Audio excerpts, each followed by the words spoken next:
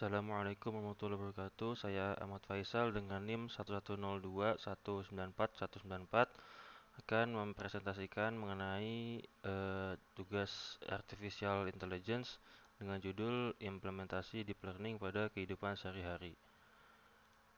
Nah, sebelum kita masuk ke materinya, ada daftar isi materi, ada 4.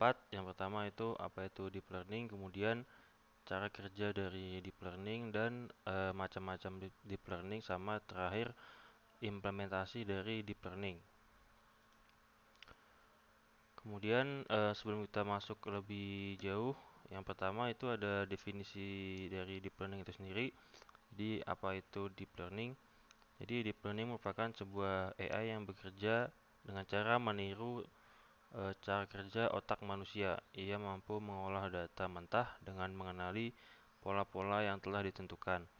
Kemudian, deep learning merupakan sebuah teknologi yang mampu bekerja menggunakan beberapa algoritma tertentu. Dari sekian banyak algoritma yang tersedia, tidak ada yang dianggap sempurna, karena masing-masing memiliki karakteristik yang berbeda. Kemudian ada beberapa jenis algoritma dari deep learning. Yang pertama adalah convolutional neural network, terdiri dari beberapa lapisan dan juga sering digunakan untuk pemrosesan gambar dan juga deteksi objek. Kemudian jenis yang kedua itu ada long short term memory network.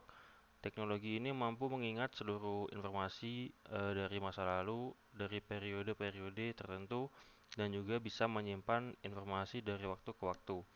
Kemudian yang ketiga ada recurrent neural network atau biasa disebut RNN. Ini memiliki koneksi yang bisa membentuk siklus terarah, di mana siklus tersebut memungkinkan output dari long short term memory untuk diumpankan sebagai input ke fase terbaru.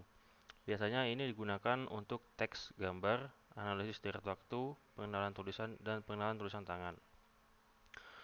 Kemudian ada beberapa contoh yang biasa kita temukan dalam kehidupan sehari-hari, yaitu di sini ada contohnya adalah self-driving car. Kemudian di sini ada eh, personal atau virtual assistant, ada Cortana dari Microsoft, Alexa, Siri dari Apple, kemudian Google dari Google.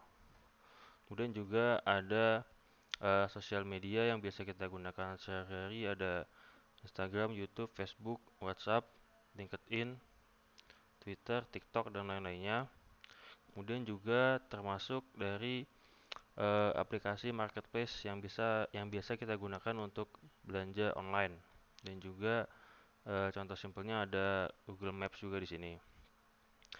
Nah, biasanya kalau di apa namanya pada self driving car ini dia bisa menentukan jarak dari gambar yang diambil oleh sensor-sensor.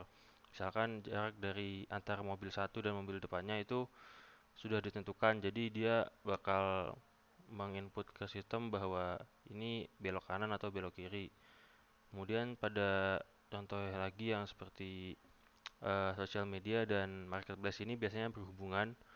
Misalkan kita mencari di apa namanya di Instagram mencari suatu produk, maka kemudian algoritma tersebut akan menyarankan produk tersebut pada Tokopedia dan sebaliknya.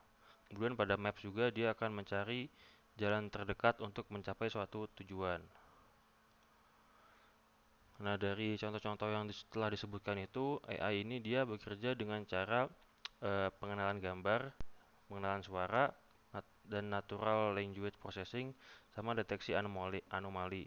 Kemudian manfaat dari deep learning ini adalah dia memaksimalkan kinerja unstructured data dalam aplikasi atau situs web, menghilangkan kebutuhan teknologi untuk rekayasa fitur, memberikan tampilan output yang jauh lebih berkualitas, mengurangi biaya operasional development, dan teknik manipulasi data yang efektif.